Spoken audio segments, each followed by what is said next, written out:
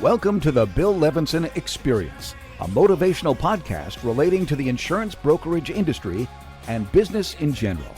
And now, here's Bill Levinson.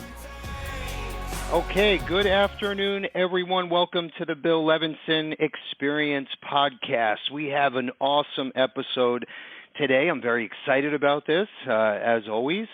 What's unique this time, and as you know, we do these once a month, and we try to bring in a featured guest speaker, maybe involved with our industry or even outside of our industry. We have a ton of listeners from all walks of life, all ages, all states in the country. And I think it's important, yes, to help our insurance agents that represent Levinson and Associates, but I also have a huge networking group, friends, family.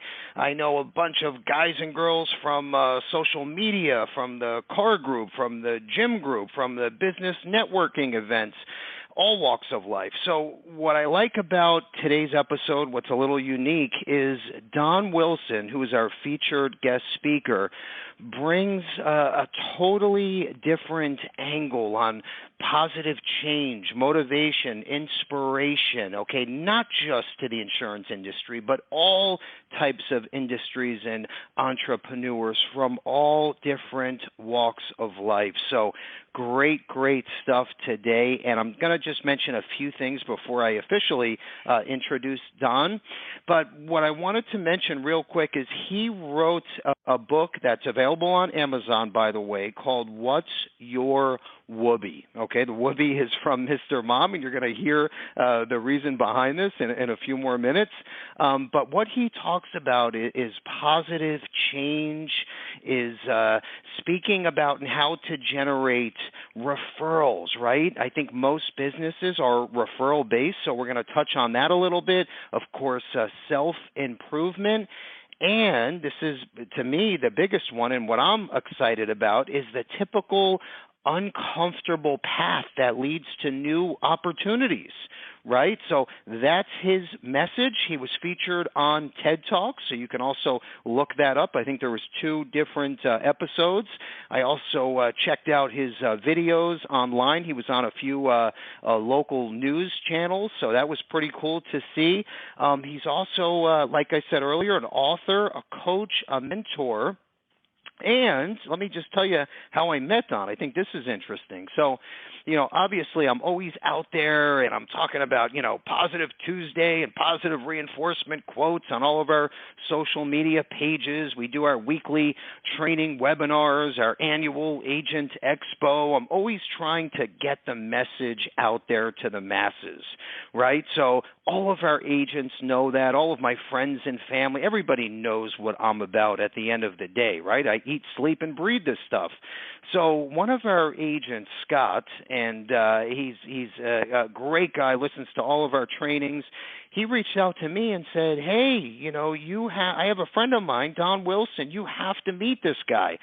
He's helped me, and I've seen and had a lot of positive reinforcement and changes, and Don Wilson is my coach behind all of this, and I just want you to meet him. So anyway, we teed up the phone call, had a great conversation, and I said to Don, I would love you to be a guest speaker on the podcast, and he agreed and loved the idea.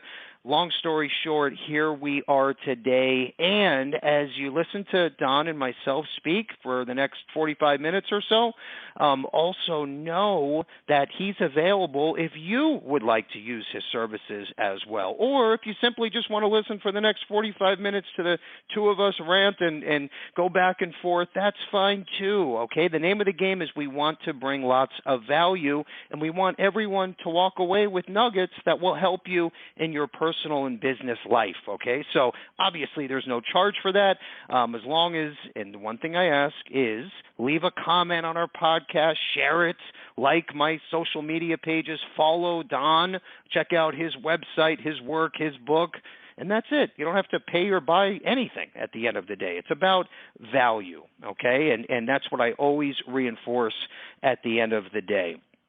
I also think it's important. You all know me, my drive, my passion, the discipline, the enthusiasm, the positivity, right? And Don brings that same exact message. So love, love, love this.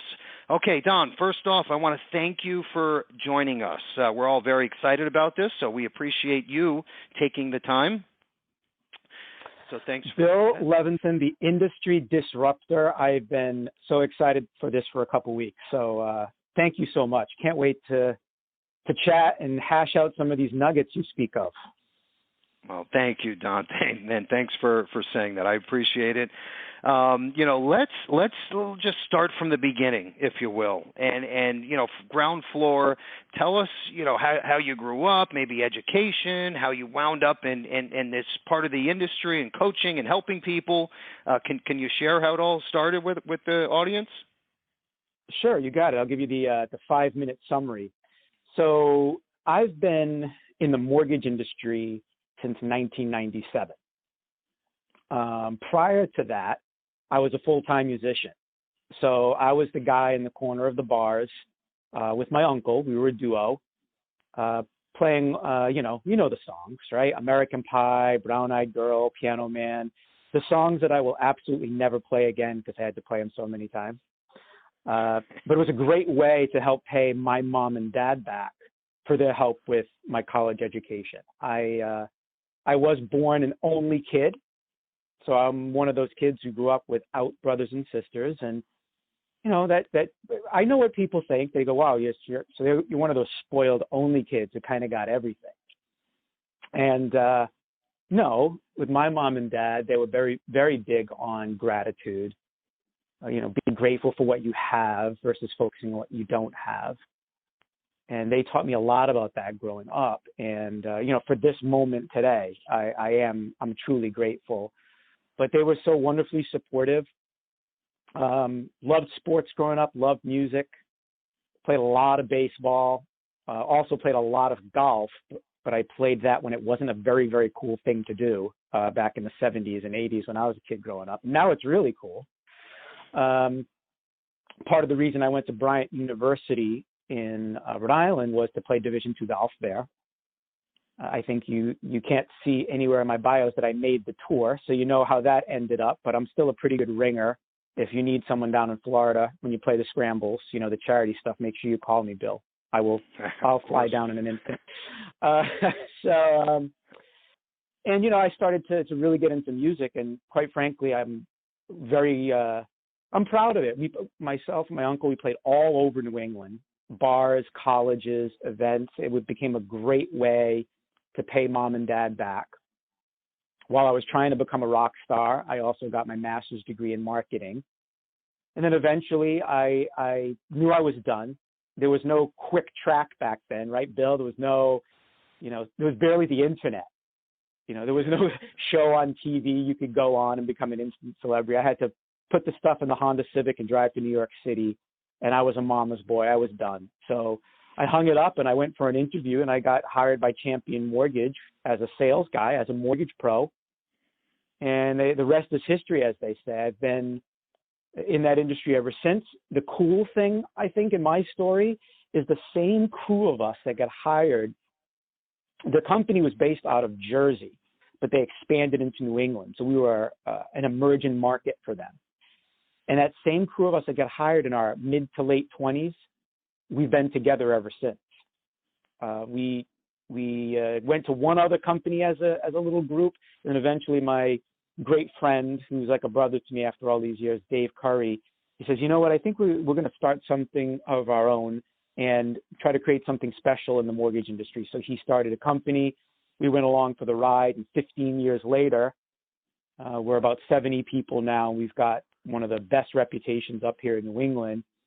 How did I end up in your world? Just to finish the story, I have 3 kids, and my third child was born with a congenital heart defect in 2009. And so he's doing great, but it was a game changer in life. And I was a straight commission mortgage originator. And as soon as you can't do it 24/7 like you've done it for years, driving referrals, building the deep relationships out there. I slowly stopped originating and started to do other things for the company when needed. And eventually I presented an idea of creating a sales platform and a coaching platform for our own people, because I really felt in my heart that I could help them change their habits and help them level up their game. And I'm happy to say it worked. Next thing I knew, I was out there for the company kind of as our company presenter, doing best practice sales presentations for realtors and insurance agents and financial advisors, whatever I could do to support our people in their network and their success. And then eventually I just got asked to do it outside of our industry. I got asked to be part of an upcoming networking organization called Networking Group USA. So in 2018, I was given permission by Dave, because I wanted it to be above board, to start my own sales education, speaking, and coaching brand on the side called Prospecting Intelligence.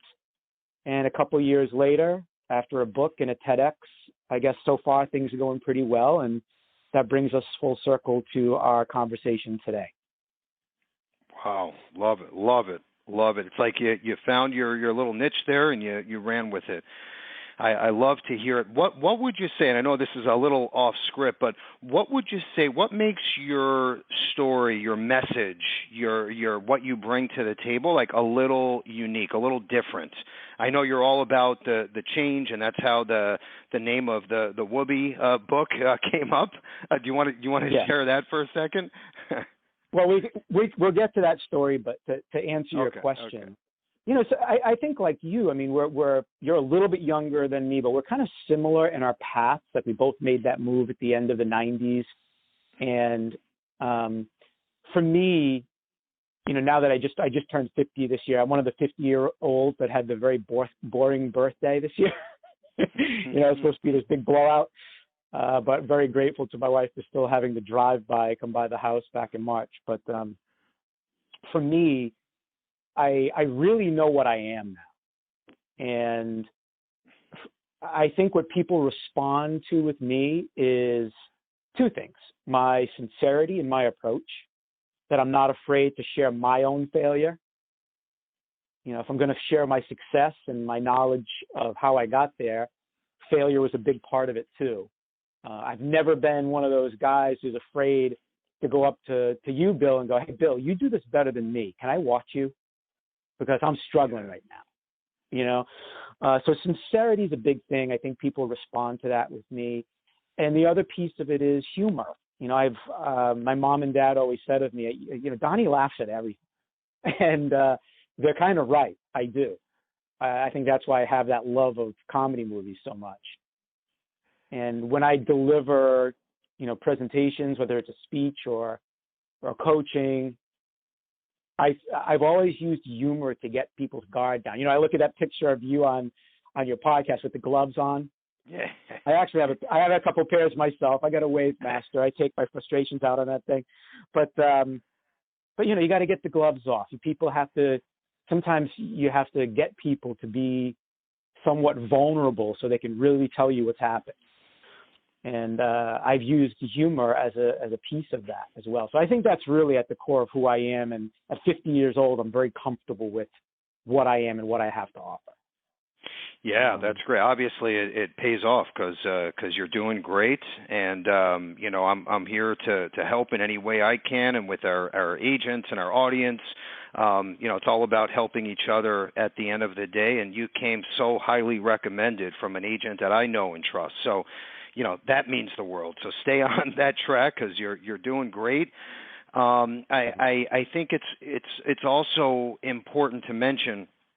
And you brought this up just for a second with your the 50th birthday, how it was supposed to be a big blowout, but because of this pandemic and everything that we're going through right now, you know, it doesn't matter what business you're in, on a personal scale, on the business side, it really doesn't make a difference. We're all dealing with this, and I know you talk to many people from different industries. I'm just curious, and I'm sure the audience is as well, but, you know, what are you hearing right now because of the pandemic? You know, what any suggestions to the audience, advice, or maybe even some success stories that came out of this? Anything you can share? Yeah, I'd be glad to. Well, as it first went down, I think it's important to start by saying I'm not going to minimize by any means the very deep and difficult circumstances that people had to deal with of all kinds, right? Personal and professional. And I think we played a lot of defense at the beginning because we just felt that it was our job to support each other. And I was I was at networking meetings, they all went virtual right away, and some one-on-one stuff. And it was just a lot of defense. And I think we had to support each other because of those circumstances. You never know what someone's going through, right, Bill? And so eventually I was speaking to a friend of mine. His name is Brendan Elliott. He's the one who started Networking Group USA up here in New England. And we're like, I think I'm ready to play some offense now. Is it time? It reminded me exactly of 9/11. When 9/11 went down, it was really odd. I didn't know what to feel, what to do. I was, 31 years old.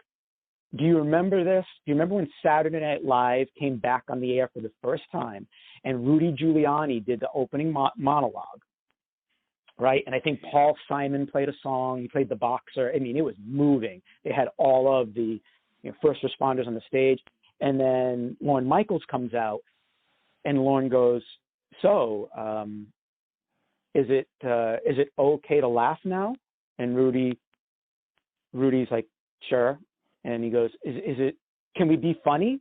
And then Rudy Giuliani goes, why start now? Right? And it was like the first joke. And it was like, okay, it's okay now. And I think I experienced that as well. Like, is it okay to ask for referrals again? Is it okay to hold people accountable to that reciprocating relationship? So I think we had to learn that. And I coined the word pandevolution. I started to say, become a part of the pandevolution.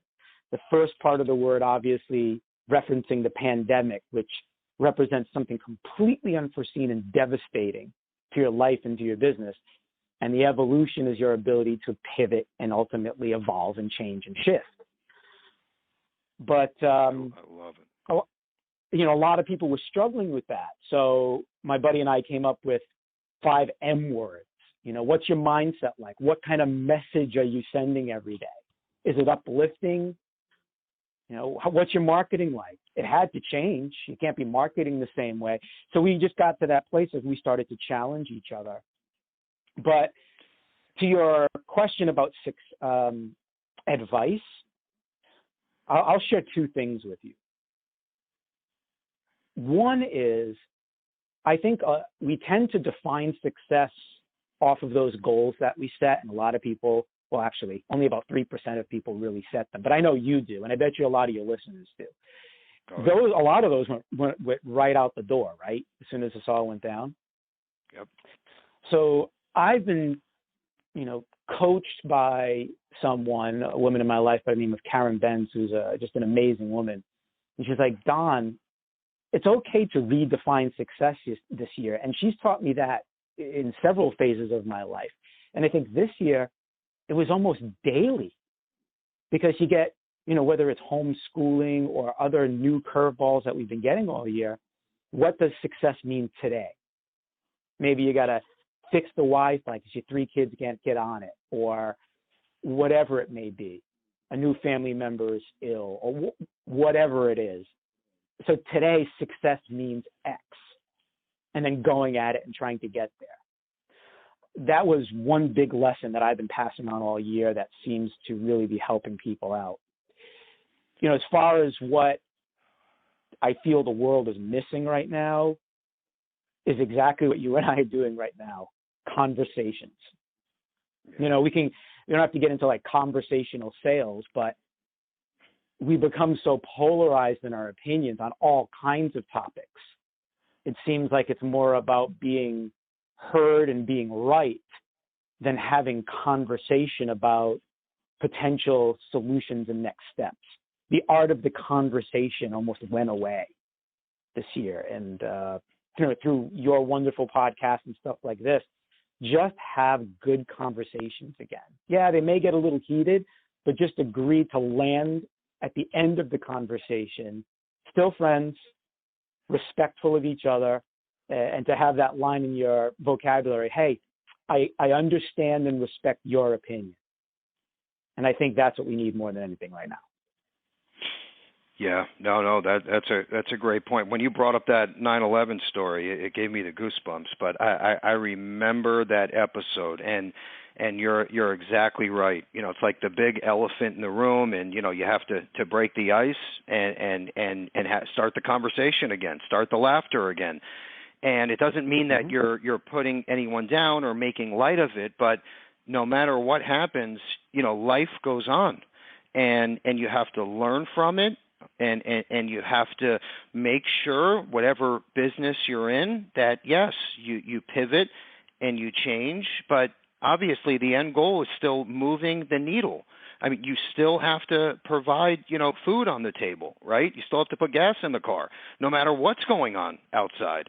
So you got to figure it out, and you got to keep moving forward. And without getting off topic here, I had, we have 19,000 agents across the country. Some are 18, 19, right out of high school. Others have been doing this for 50 years. In their 70s, 80s, even some are in their early 90s. And it's kind of crazy to see, some of them, I hear stories and they say to me, oh, Bill, I've used a yellow legal pad and a rate book for the last 50 years. I'm not going to change now because of what's going on. Well, their business is going to be on pause until things get back to where they were, which in my opinion, it might never get back to the way it was. I think, all of this technology and e-applications and drop tickets and the social media boost, I think that's the way it's going to be now moving forward. So those people it's like driving a car in reverse. They're not going anywhere. They're stuck. And then I'm seeing other agents, and by the way, it doesn't matter your age because I'm seeing this all over. I'm seeing other agents that are growing more than ever. They're getting their name out there. They're selling online through webinars, go-to meetings, and their foot is on the gas, and their numbers are almost doubling. So I think it's all perspective. It's how you look at it, and it's pivoting and making whatever necessary changes need to be made to grow the business, no matter what's going on around us. That's the way that I look at it here and some of our more successful agents. So, but yeah, no, agreed. Don, that's a good point. Yeah. Yeah, there's you asked about success stories, and I know we have some other things to speak about today, but I had a friend who has a company, a family-owned business, New England Glass and Mirror. Guess what? With a snap of the finger, they were in the plexiglass business. A little bit of a need for that. Making the plexiglass walls in restaurants and banks, right? Those plexiglass little dividers. Right. Our mortgage company, Province Mortgage Associates. So this was going to be the year we're going to have the mobile app that, we had a very successful year last year. So we're looking into that and we committed to it. But when this all happened, our company president is like, well, guess what? There's no time to really learn it. And we got to figure out how to figure it out. And we got to market it. And we got to support each other, all hands on deck, because everyone's home. And if they can't make their mortgage beginning to end at home, we're in trouble. So we had to get that done. And it was very difficult for every single one of us, but we did. And we ended up surpassing last year's record-breaking year for our company in September. And if we didn't get that app out, if we didn't pivot and figure it out, and we had to literally figure it out as a, 65, 70 person team. And so there are stories of success out there. And, you probably listen to Simon Sinek like me. He's got some great stuff. And he's like, this isn't unprecedented. He's like, think of how many businesses went out of business because they didn't want to use the internet, or how many little coffee shops went away because Starbucks came to town, or video stores, et cetera, that, refused to change and evolve. So your message is right. And I'm glad that you bring that to 19,000 people on a regular basis. Yep. No. That's what it's about. You share the good, bad, and different, whatever it is. But I think it's so important. You hear about a success story during a challenging time. You hold on to it. You try to learn from it, and you do the same exact thing for yourself. I mean, it's not rocket science, but you have to make whatever change necessary to pivot, and that's it. Sure. Okay. This is a big one. So I like to always ask this question because I think it's very interesting depending on who the guest speaker is. So if you could go back 20 years, what would you tell the younger version of Don that may have helped you even more with your success as one of the top life coaches? Should have done insurance instead of mortgages. How's that one? Is that a good one? Oh yeah, perfect. I didn't know the concept of residual income yet, but residuals for us was the calling staying tight with your past clients and calling and asking for potential refi business or referrals. But when I'm actually being quite frank with you, like I think if I go back in time, it would have been a good track. But I'm so glad I stuck with it and the people that I'm with after all these years. In thinking about this, I think 20 years ago, I was just about to be a parent, right? So right now, my oldest daughter's a senior in high school, my middle daughter's a sophomore, and my little boy is a sixth grader. I think I would have prepared myself a little bit better for parenting and how difficult it can be. I grew up in that atmosphere of just me and my mom and dad, and it wasn't perfect, and I was far from perfect, and I made my dumb mistakes, etc. But we always were pretty close.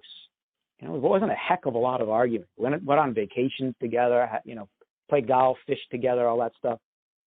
And I wasn't part of that dynamic of multiple kids and how it can be a challenge. I think I would have prepared myself a lot better for that. But the one lesson that I've learned that I think, again, I went down the personal road with this question, but I'm being sincere with you, is the concept of like the triangle where you have the individual, you have the couple, if you're in a relationship, and you have the family. And all three of those are important, and all three of them need time. And as I watch, people, age and build their families, there are, sometimes it'll either be the individual or the couple, and they just don't get any time. And it's not a healthy formula. So when someone taught me that along the way, but 20 years ago, I think I could have been a little bit better prepared for that part of my life so that I could manage both business and professional better and make sure that you're prepared to budget the time across the board, because the personal stuff is also important. I've always been driven by happiness right at the top. Everything trickles down from there. And it was a great lesson that I wish I would have known going in a little bit better. That was awesome, Don. That was awesome because, number one, we appreciate the honesty, and I think that it's such a great point, and so many people, right, get so focused with their time and their energy and their minds on, it could be the personal side or it could be the business side, and then the other side is struggling. And I feel like that's always an ongoing challenge, and if you can get that figured out and have a healthy balance, you're off to the races. In fact, I struggle with that too, and it's always a challenge for me. So I appreciate you bringing that up, and that's a good lesson for everyone on the call. So love it. You got it. I love that. I have, and again, I don't mean to go off topic again, but you brought something funny up that just came to my head when you said to me, hey, I wish I went into the insurance business, and realized what residuals were, right? So on the opposite side of that, I remember being, I started in the business at 21 years old, right out of school. And I remember I always worked out my whole life since high school, and I used to go to this local neighborhood gym, and I was learning the life insurance business, and my first year I made, I think, $26,000, what was my first year's annual income. And, I was constantly trying to learn and cold calling and, going through the trenches. I used to sit in a broom closet with those beads hanging instead of a door, like in a Chinese restaurant, all those beads that would hang down. I had it was very brutal. It was by 3 o'clock, I was like taking a nap. I was bored out of my mind, and I would pull up to the gym, and back then the mortgage industry was booming. That was when they had these stated income, mortgages. If you said, "Hey, I make $1 million a year," they give you a loan for $4 million. And these mortgage brokers were crushing it. They were 18, 19, 20, driving to the gym in Lamborghinis and Rolls Royces and Bentleys, and they would talk to me, and I would say, "Oh man, I wish I went into that business instead of insurance." And there was a time I was so close to making the move. And then I remember I said, no, I got to, stay where I am and stay focused and learn the business and be patient. And I did. And I stayed in the insurance business. And then next thing you know, a couple of years later, I don't know if I'm sure you remember this, but that whole stated income mortgage, went away. A lot of banks got in trouble from that. And those same guys now were, servers at Chili's and Bennigan's, and they went from driving Lamborghinis to 10-speed bicycles. And I was like, you know what? I think I made a good decision. And sure enough, 10 years later, my income obviously went much higher, and here we are today. So that's just a cute little story that has to do with this. Oh yeah, it was the Wild West. But a quick comment on that though. For me, I was just brought up with a moral compass, and And my first impression to this industry was something called E-Link. My job was to create an emotional link to a client. That's how I was trained. Because they'll turn into a client for life and ultimately a referral source. So they're leads and prospects. They're people. Your job is to create that connection. And I can honestly look in the mirror and go, did I ever set anyone up to fail with a mortgage that I wrote? Did I ever write a mortgage I shouldn't have done? And I can say I absolutely did not. But there's a lot of people who did. And they made a ton of money, and they either went down the path you said, where they lost it all eventually when it all changed. And why are companies like ours that we started our company in 2005, and then the cliff was 2007, 2008. We should be gone. So why are we still here? We focused on people, clients, and the experience that they have, and that relationship we have with them, and also internally. Our people, our job is to support each other as a team, and to have that family culture, and to challenge each other to get better. And that's why we made it. But a lot of people didn't. It was a rough change, but all for the best ultimately. Yes, that's right. And what that did as well is it weeded out the ones that were not doing the right thing. And then the ones that were doing the right thing, they made it through. And today, like especially you and your team and company, they're in a great place because of it. So there you go. There's no secret sauce to that. It's just doing the right thing for you, and even more important, the client. You have, and it doesn't matter, mortgages, insurance, whatever it is. What's best. Deep down inside, you always know what the right thing to do is. I truly believe that, okay? And if you're looking at it for the money, then typically it's not the right thing. If you're looking at it to do what's best for the client, usually it is the right thing. So that's the way I look at it, at least. Agreed. Okay. Agreed. All right.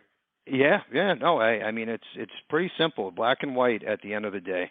This is a good one too. I like this. What motivated you mentally and physically to get where you are today? And this has to do with what we just spoke about.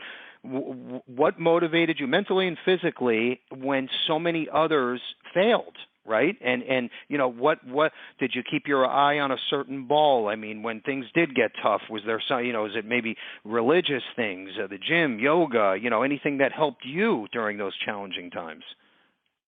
Cool. Well, I did share earlier that I've always been driven by happiness, and then everything trickles down from there. So I know you want to talk about my Woobie in the book later. Why does a 50-year-old man have his, childhood stuffed animal still with him as he goes places?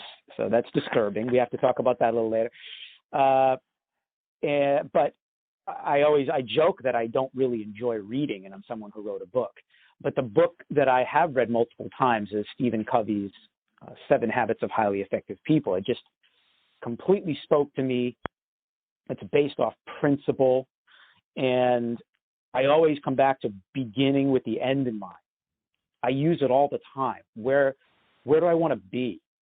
What do I want to be known for? If someone were to ask Bill, hey, what's Don Wilson all about?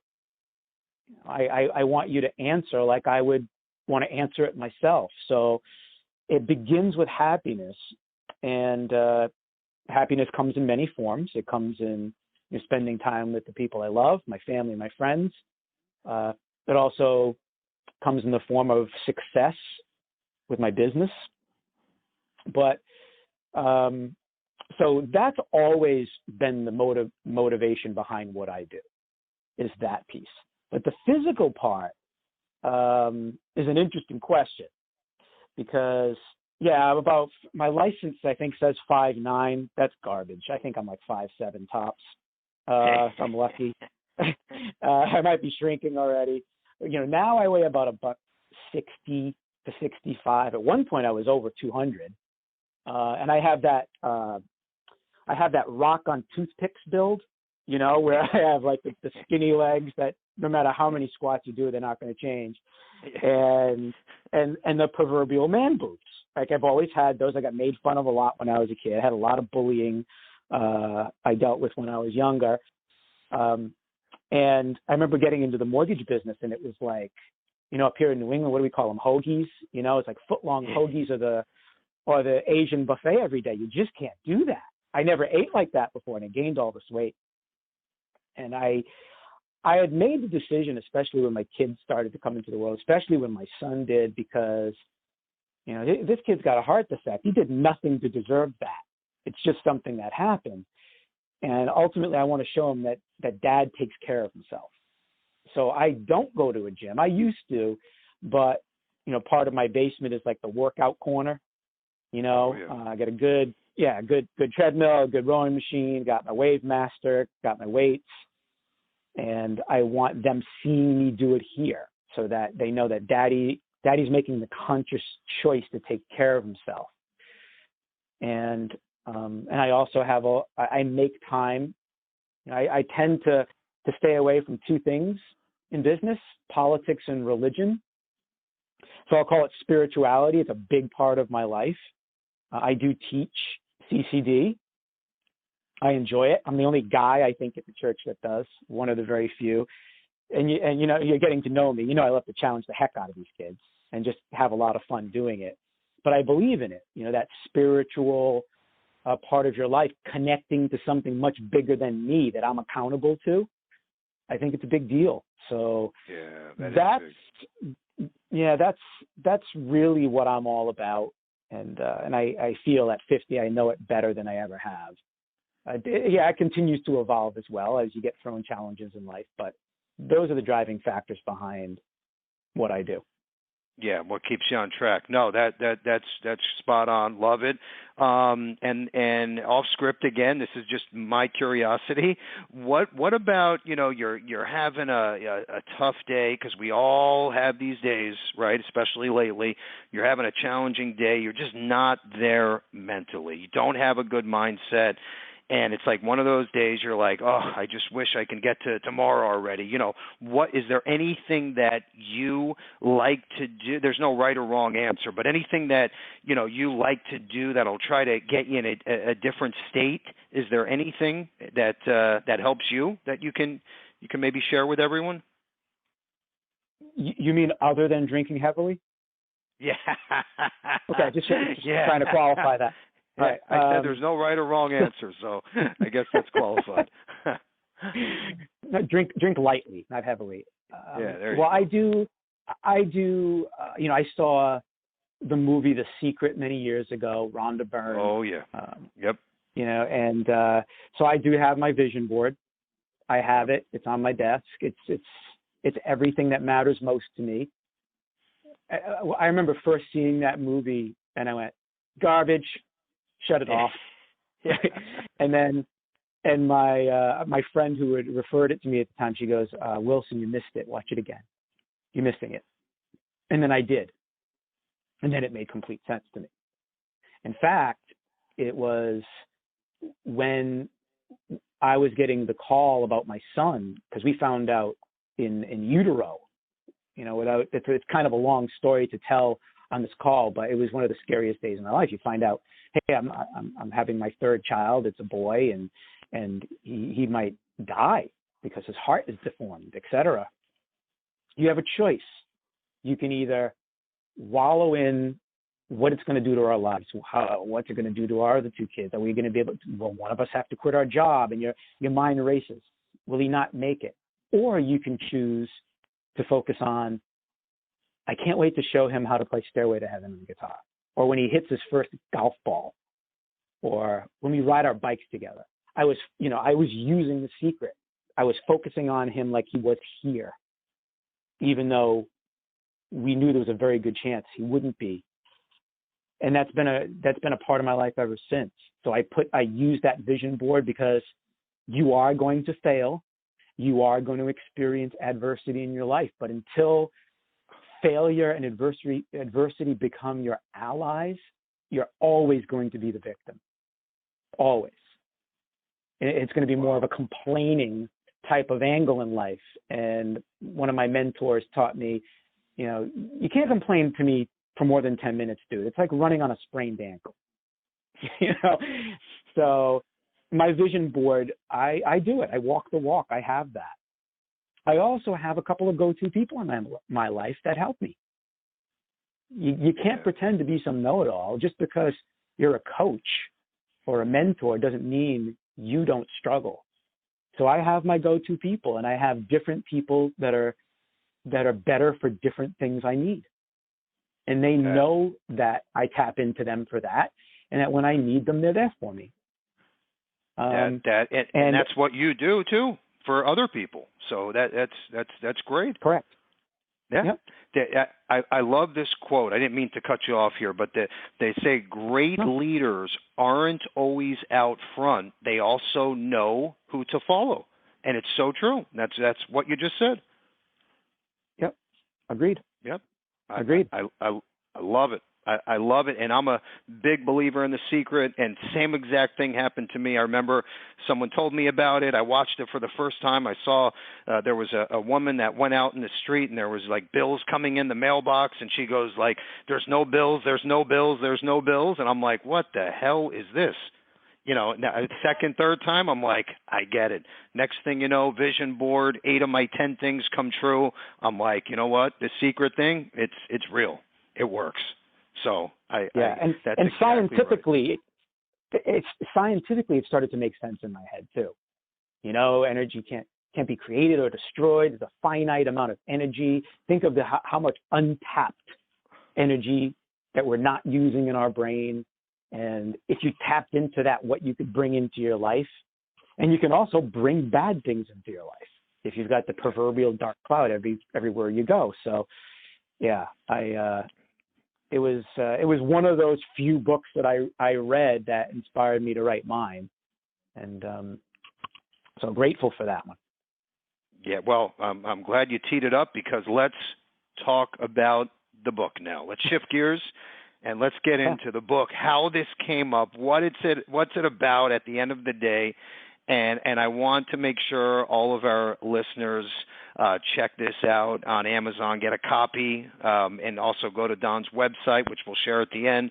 But let's talk about the book now, Don. Thank you. So the title is called What's Your Woobie? Simple Strategies on Your Uncomfortable Path to New Opportunities. So the Woobie reference is from a movie from 1983. It's called Mr. Mom, Michael Keaton, and it's an old movie about a guy who lost his job. He was a car maker, and he lost his job. And he became Mr. Mom because guess what? His wife got hired before he did as a marketing executive. Remember, 1983. So obviously we've come a long way since then. And he quickly realized how difficult it was to be at home and take care of the kids in the home and stuff. So I've always loved that movie. There's a great scene from that movie. Now, I can't tell you the first time I did this, but I know I was probably training a group of realtors. And I was on the topic of asking for referrals. It's my favorite piece of sales training to chat about. So Dale Carnegie, sales genius, right? 91% of customers, he said, would refer their sales professional. However, only about 11% ask for referrals. Why? We're afraid. I specifically feel it's because we're afraid of the outcome of asking. So we don't. We try to reason out when to ask and, what could happen if I asked, etc. So I'm in front of this group, and it just came. I don't know if you watch SpongeBob. I probably just went down a few notches, but I love SpongeBob. I love things that make me laugh. And there was an episode where his brain is like this gigantic warehouse of file cabinets. So in this moment of teaching them about asking for referrals, I went to this file cabinet and I opened it and it said, Mr. Mom, this scene. And I did this scene from Mr. Mom because I always take out a business card and I said, all right, how many of you feel I'm asking Bill for referrals? And I'll role play. I'll go, hey, Bill, shake your hand. Hey, thanks so much for the appointment today. I'm very excited about the next steps in the process. Hey, one more thing, though. Here's my card. If you know of someone who could use my services, would you mind passing it on for me? You will? Thank you so much. End scene, right? And their hands go up and they go, of course you asked for your referrals. You passed the business card. I said, I did? I said, I heard if you know of someone thousands of years from now who could possibly use my help, pass the card on if you still have it, if you haven't lost it from being all wrinkled and folded in your pocket. And I make fun of the whole thing. I said, I asked for nothing in that moment. And I said, it reminds me of Mr. Mom when he sits his little boy Kenny down. Because Ken can't go anywhere without his Woobie. It's that security blanket or stuffed animal you had when you were little. And his Woobie was this blanket, and it was shredded. In fact, he even stapled it back together a couple of times to keep it from falling apart. And in this character arc, the dad's finally getting his stuff together again, and he sits Kenny down and he goes, Ken, you and I have to have a man-to-man talk here about your Woobie, buddy. Your Woobie's looking bad. Now, listen, I know you little guys, you love your Woobies and all, and they're great, they're terrific, but pretty soon, Woobie's not enough. You're out on the streets, you're trying to score an electric blanket or, maybe even a quilt. Next thing you know, you're strung out on bedspreads, Kenny. That's serious, right? It's like one of the funniest father-son scenes I ever remember. And that's what it is. It's like, if I ask you for a referral right now, that's extremely uncomfortable. And I'm afraid. So I'm going to do something comfortable and a lot easier. I'm going to give you a business card and run in the other direction and just hope you call me back someday. And that was the Woobie reference. And then one day, I'm laying there like awake at night, and I go, I think my Woobie's in the attic. And I go up there, and there's the bin from my mom and dad's house, and I open it up, and Bill, when I tell you, it was sitting right up on top looking at me. I'm like, holy crap, right? And so I started to bring him to presentations. And next thing you know, I had a trunk of props. All the stuff from my life. I got a magic wand. I got a fake poop sandwich in a bag. I got a golf ball in a little bottle with sand in it from when I was 13 years old. And I bring props because they all represent stories, and people tend to remember and relate the props. Because as you know, people go to events and trainings and they get all jacked up, and then they leave and they do what? Nothing. Yes, 100%. Right? So I'm always about actionable items, simple ideas. And I go, all right, even if they screw that up, they're going to remember what the Woobie means. And so that's the story behind it. And I started to apply that concept, that idea, to all kinds of things in sales and in business building. About he represents those things we know we need to change to improve, but we keep avoiding it. Why? Because change is very uncomfortable. So we just do the comfortable and we don't improve. That's what he represented. And it was April of 2019. So I had created Prospecting Intelligence, my sales brand the year before, and I was starting to hit the road. And I finally got my butt out in New England. I was doing a 10-minute speech at a conference in Kansas, and I did the 10-minute Woobie referral ask thing. And a couple of very well-known national trainers and speakers came up and said, that Woobie thing's so relatable. You ever think of writing a book? And I'm like, well, I've recorded a couple of, CDs, music, but I don't really like to read. Do I have any business writing a book? But I do enjoy writing. So I literally mapped out the chapters on the flight home in April. And then last year, I got a random email about a TEDx event. I submitted the idea for the book, and lo and behold, I got accepted. I thought that'd be something in the future. Maybe this happens before I die type of thing. And we got on stage right before the pandemic. So it got filmed in February. And then the book got delayed several months, but it finally came out this year. And that's the backstory to how the whole Woobie concept came about. But kind of like what you do, that's what I love about what you do, because you take the things that you learn and the people build in your life, and you apply it to business, which is your passion, but you also try to give them things that can apply in life too. Because if you screw up the life part, the business part's probably going to get messed up too. So I started to apply it to all kinds of things in life, things that we just keep avoiding because the change is so hard. And I tried to just give them simple strategies that they could embrace that uncomfortable change and move forward to an accountable place to ultimately create new and better habits that give them new opportunities. Yeah, that's a great story. And you know what I think is so interesting, and this totally happened by accident, but we're sitting here talking about, the secret, the right energy, doing the right thing for your clients, right? For your friends, for your family, right? It's either you're like this or you're not. But look at, yes, you're obviously talented and a great coach and a great family guy, but I just think it's so neat how, you had this talent and you put yourself in the right place at the right time, and everything is working out and has worked out for you. But I think we can all see by now, right, the way Don Wilson is, right, and the way he conducts himself, right, on this podcast, on a training, I'm sure on a coaching call. And it's not rocket science. Like, it's doing the right thing. It's obviously you have to have talent, but doing the right thing, having the right mindset, meeting the right people, following through with those people, and things start to unravel and work themselves out. And it's the basic necessities of life is the way I look at it. But, Don, you just laid it out perfectly. And I love to hear what the end result was. And now, you can do a search on Google for the Woobie and Don Wilson, and you'll see exactly what we're talking about in these videos. It's really neat stuff. All right. Now, where can everyone get a copy of the book? Where can they find you? I think everybody wants to learn a little more. So do you want to share that with everyone? Sure, I'd be glad to. So regarding the book, it's simple just to go to Amazon, and you can get the paperback version there. As far as getting a hold of me, I'm on Facebook. So I do have my professional page, which is Don Wilson, WILSON, Prospecting Intelligence. I'm on LinkedIn, same way, as a sales educator, speaker, and coach.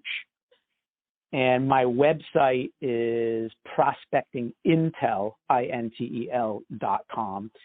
Right now, this is kind of an exciting time because I've been working on preparing to offer subscription packages for the first time. And I called it Pieces of Pie. I use the pie symbol as my company logo because, yes, it represents the first letter of each word, prospecting intelligence. But pi, if you remember from high school, is 3.14, but it's a mathematical constant. And that represents habit creation to me. Everything is about habits for me. So Pieces of Pie is going to be a bi-weekly Zoom call that if it's a very small fee to subscribe, and you can be part of the Zoom call, a best practice call that I'm going to be conducting. And I'm also going to send a free copy of the ebook along. And there are packages, 4 of them, that ultimately, if you wanted to add 10 coaching sessions and a custom presentation for your sales team, there's options for that as well. So I'm literally on the brink.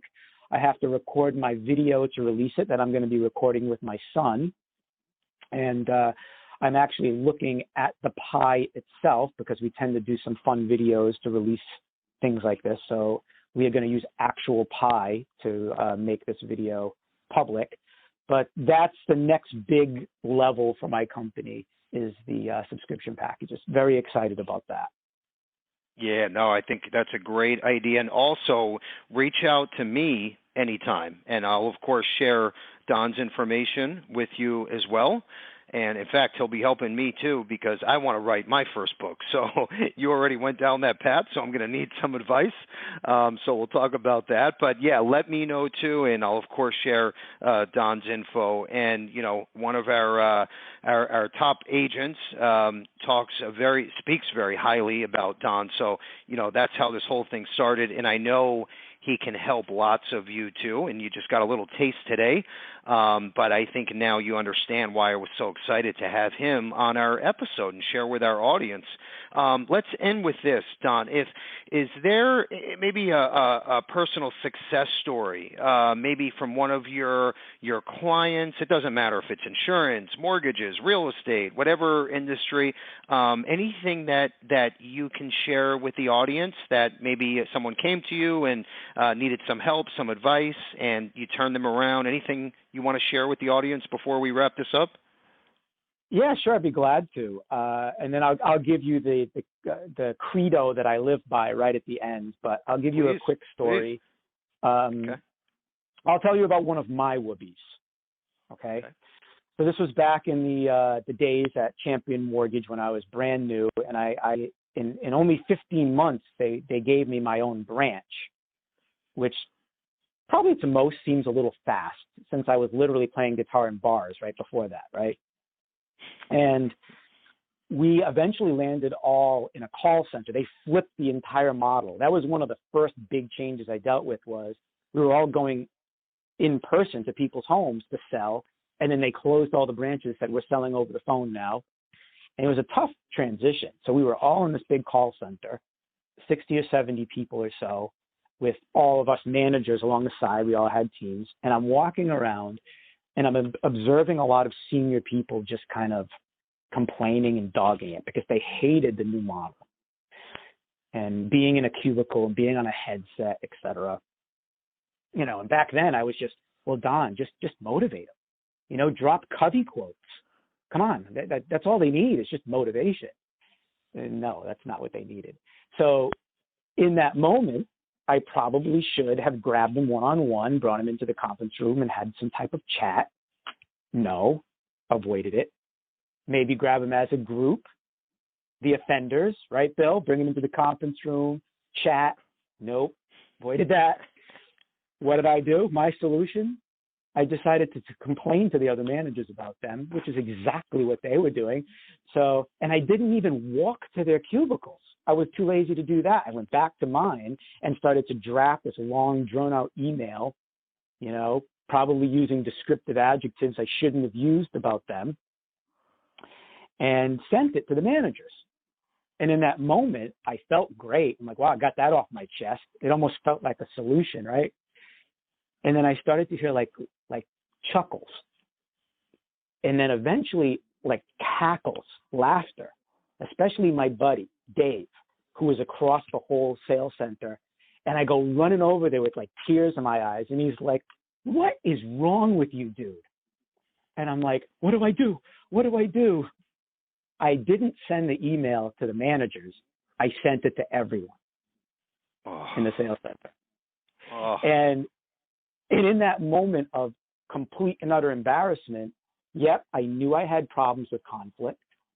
I knew that I struggled with accountability, especially when they were senior people, and I never, ever put anything in place to improve. And that was one of my major whoobies early on in my career. I still don't like it, but now I know how to handle it, But so my buddy Dave was laughing so hard he couldn't even help me. So he goes, go talk to Paul. He was like the sales center manager. He goes, I can't even catch my breath. I'm laughing so hard. And I walk in and Paul goes, he said the same thing, like, what is wrong with you? He goes, he goes, here's what he said. He goes, this is what you're going to do. You're not leaving, first of all.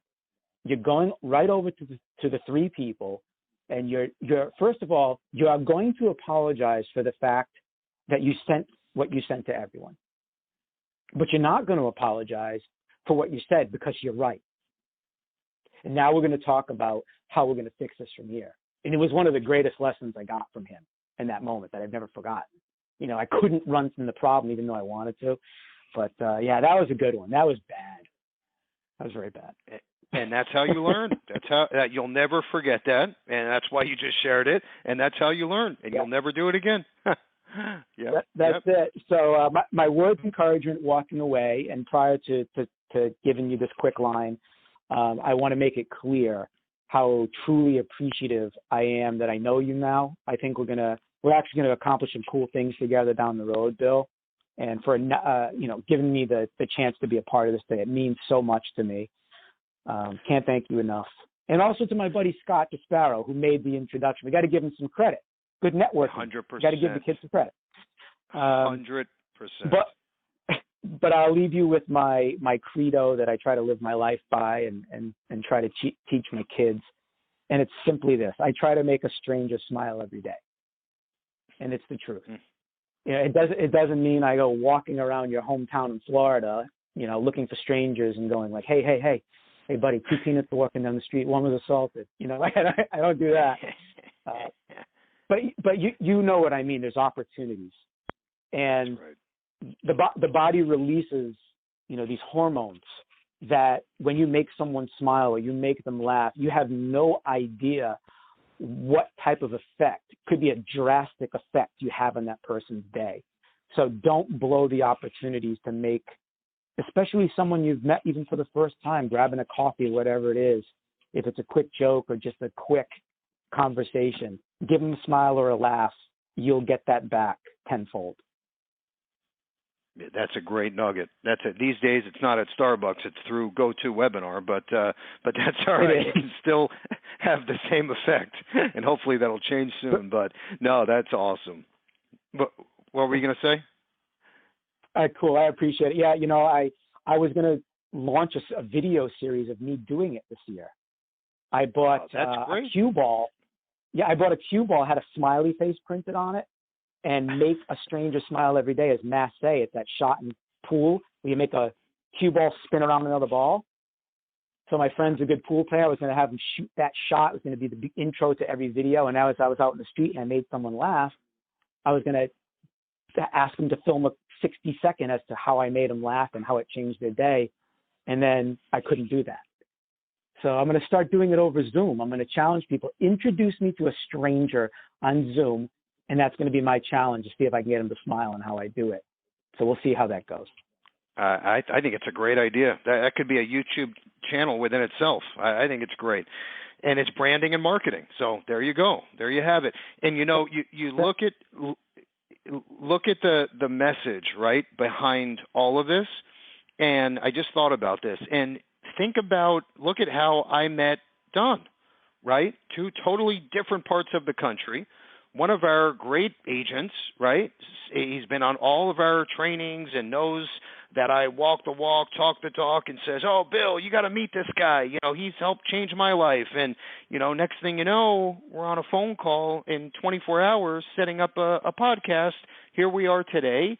and now, we're both in each other's lives, and we're going to help each other. So, it's exactly the result of what Don is talking about. It's doing the right thing, being in the right place at the right time. Those little things, right, to build a referral base, to make people smile, which makes you smile, right, and puts you in a better state, which goes back to the secret. And then next thing you know, that turns out to success on a personal and business side. So anyway, there you have it. That was awesome, Don. Much more than I expected. I really enjoyed this. We're going to do this again, by the way. I promise you that. Maybe even in person as soon as things start to normalize. We'll maybe have you at our expo. We'll talk about that. But check out the book. Check out all of Don's social media pages, and you're going to see more of him. And if you have questions about him or his services, let me know too. I'd be more than happy to make the introduction to help all of our Bill Levinson Experience listeners. So thank you once again. Hope you enjoyed. We'll see you next month, and have a great Thanksgiving. Don, thanks again. Take care. Thank you for joining us for the Bill Levinson Experience. Please feel free to share this podcast with anyone you think would be interested. You may also visit levinsonandassociates.com and all of Bill Levinson's social media pages for more information.